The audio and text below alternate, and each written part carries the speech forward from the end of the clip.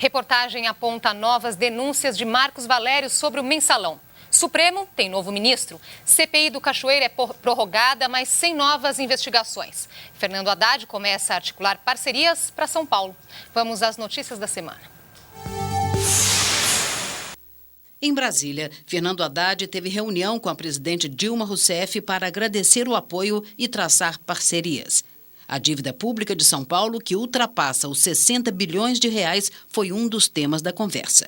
Esse assunto é um assunto presente, né, nas nossas conversas, mas há também os investimentos federais que eu pretendo levar para São Paulo.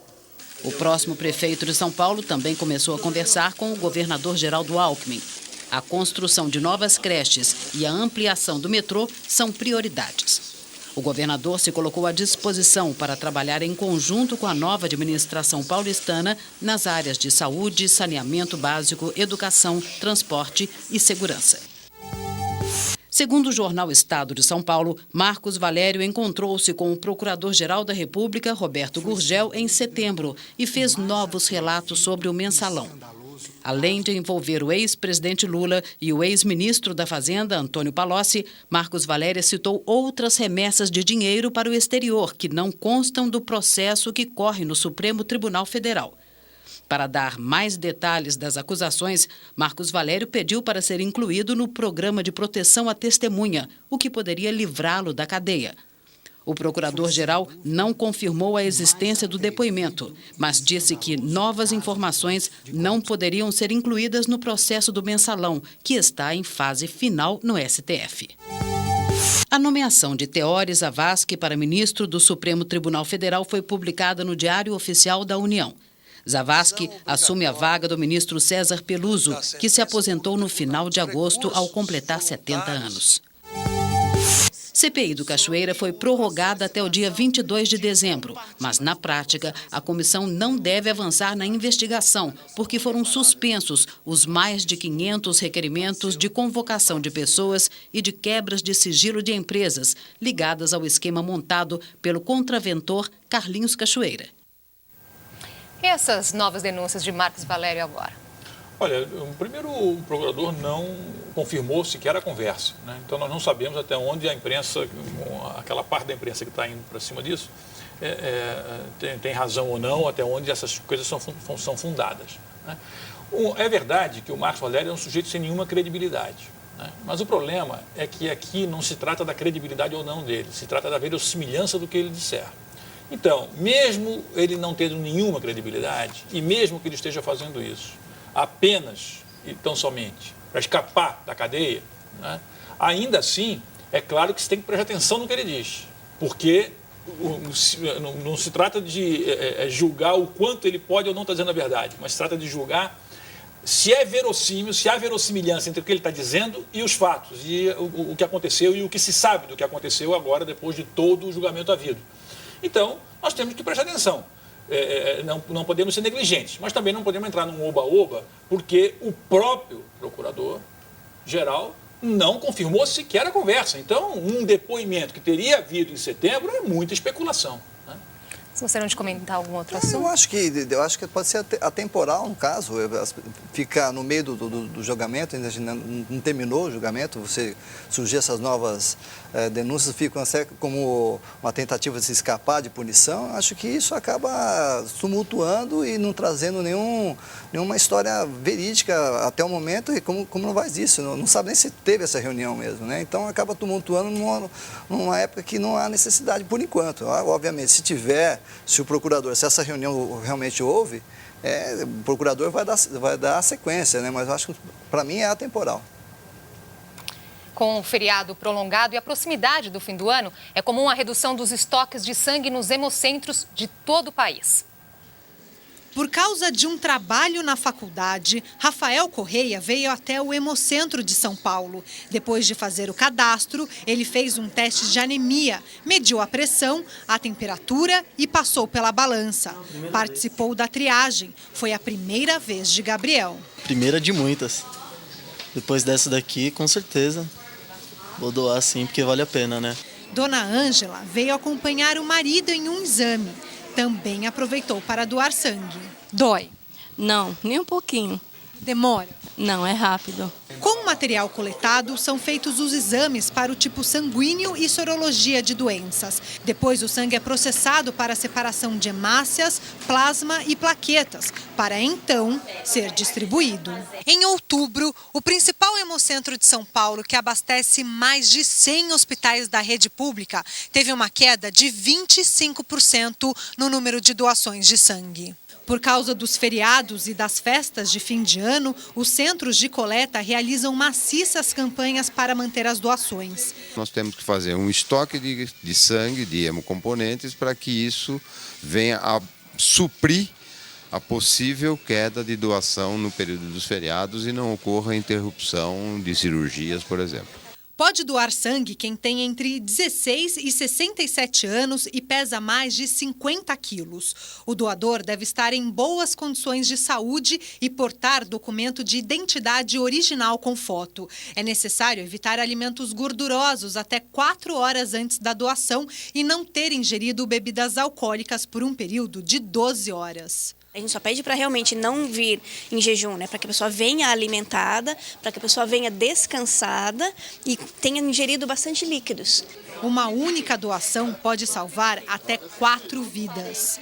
Eu queria pedir para as pessoas que doassem sangue, porque um dia elas podem precisar e não ter. Pois é, todo ano os hospitais enfrentam esse problema, né, doutor Marco? Todo ano, por causa, nessa época de feriado é a crise, né? A gente tem que voltar a ter essas propagandas, divulgar realmente, porque quem vive no hospital sabe a necessidade e o desespero que é quando não há sangue compatível. Então, e o Hemocentro atende várias unidades, né? Então, se falta aqui no Hemocentro, a gente tem dificuldade, a capilaridade é muito grande, né? E segundo o Ministério da Saúde, 1,9% dos brasileiros doa sangue regularmente. É pouco. Ainda é pouco, sim. É pouco, apesar do Exército ter todos os recrutas irem lá e forem chamados a fazerem essa doação, ainda é muito pouco porque a necessidade é muito grande, né? A demanda é grande. Então, você acaba tendo, principalmente em épocas pontuais como agora, né? E a matéria citou que uma única doação pode salvar até 4 vidas. Exatamente, isso mesmo, até 4 vidas, até mais, conforme a quantidade de sangue coletado. Aumenta o número de vítimas da supertempestade Sandy. Do Caribe até os Estados Unidos, são 165 mortos. No território americano, a situação ainda é de caos. Mais de 3 milhões de pessoas estão no escuro. Há muita devastação, inundação e falta de combustível. Moradores já começam a reclamar da situação. No condado de Staten Island, em Nova York, apenas os moradores realizam a limpeza. Dezenas de barcos estão amontoados na marina, nas ruas e até em cima de carros. O socorro do governo ainda não chegou. Os vizinhos se uniram na remoção dos entulhos. Ed Corbo é um dos voluntários. Ele contou que está trabalhando 16 horas por dia. Este outro morador acusou o governo de abandonar a cidade e completou: até agora, eles não fizeram nada por nós. Cerca de 500 mil americanos moram no condado, um dos mais destruídos pela tempestade Sandy. Nesta área foi registrado o maior número de mortos do estado de Nova York, 20 pessoas. Os sobreviventes acusam o governo de acelerar a limpeza da cidade de Nova York por causa da maratona anual e de esquecer as regiões vizinhas. Precisamos de ajuda imediatamente, desabafou esta mulher. O congressista Michael Green, que mora na área, disse que não faz sentido os esforços para a corrida. Enquanto eles tiram água do túnel para a maratona, nós tiramos corpos da água. No final da tarde, o prefeito de Nova York, Michael Bloomberg, cancelou a maratona, a mais famosa do mundo, que aconteceria no domingo. A falta de combustível colaborou para o sentimento de frustração. Nova York, Nova Jersey e Connecticut registram filas quilométricas por um galão de gasolina.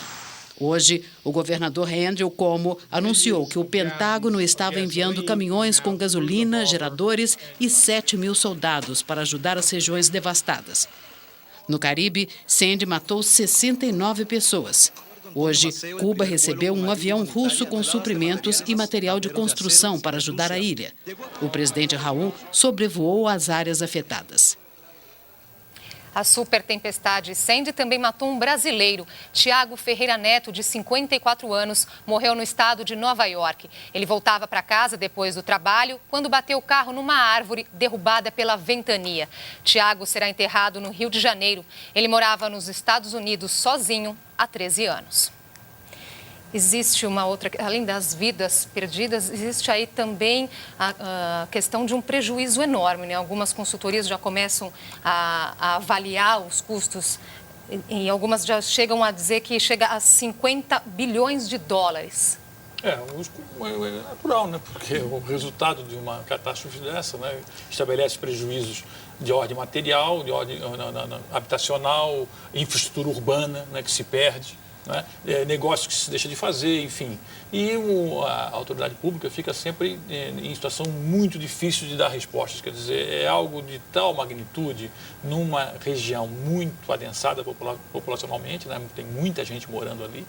Então, a autoridade pública fica naquela de, por exemplo, a coisa da maratona, né? Mantém a maratona, que traz dinheiro, que dá uma certa vida à cidade e tal, e que não tem uma história, ou não mantém a maratona. Então, prorroga o máximo que pode a expectativa de ainda poder fazer a maratona. Mas aí a população da periferia reclama porque sente que há uma desigualdade no tratamento.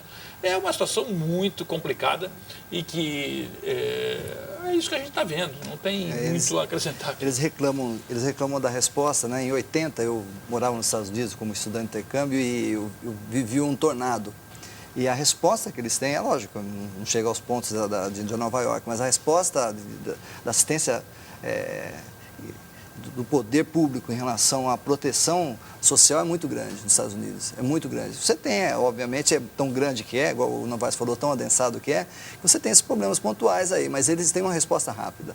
É impressionante. Não conta o Japão, né? O Japão foi uma coisa impressionante, que eles são muito mais afetados com terremotos, mas Nova York nunca teve a primeira vez que teve dentro dessa magnitude, mas eles têm uma resposta muito grande. É impressionante como eles vão se recuperar rápido. Agora, as eleições norte-americanas estão chegando aí, né? Então, qual é o impacto do Sandy sobre os eleitores? Olha, isso é uma boa pergunta, porque esse é o debate que está havendo lá. Quer dizer, vários especialistas que entendem de política americana lá internamente muito mais do que nós aqui, evidentemente, né, estão divididos, inclusive, sobre isso, né?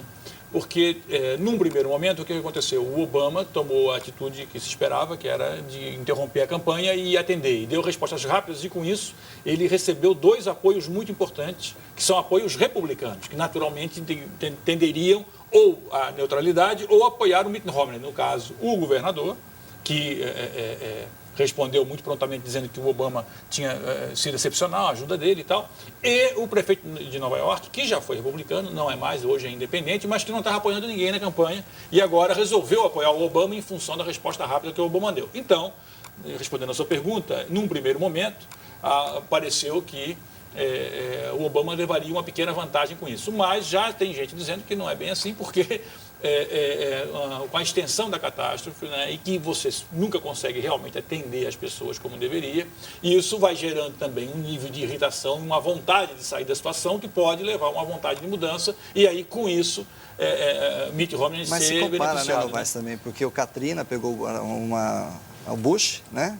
E foi criticado também na época muito pela resposta, foi lenta, né? Em relação ao estado inteiro, né?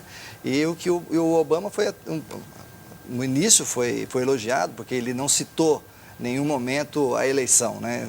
Mas você tem razão, porque a partir do momento que a situação não se normaliza, a irritabilidade começa a aumentar mesmo. Agora, realmente a situação do Katrina foi diferente só por uma razão, porque o Bush realmente deu as costas para o problema no primeiro momento. Eu acho que vai se comparar Ele chegou a viajar e tal, então a diferença foi muito grande. Então, do que o Bush fez, mas a política americana hoje em dia é muito curioso, porque embora a herança, a memória do Bush seja extremamente negativa, o Mitt Romney se livrou inteiramente de tudo isso. E, embora repetindo, ele hoje promete políticas econômicas que o Bush botou em ação e que não deram certo. Ainda assim, ele está empatado com o Obama na disputa. Quer dizer, os americanos estão olhando para outras coisas que não são exatamente essas que alguns gostariam que eles olhassem. As urnas vão dizer.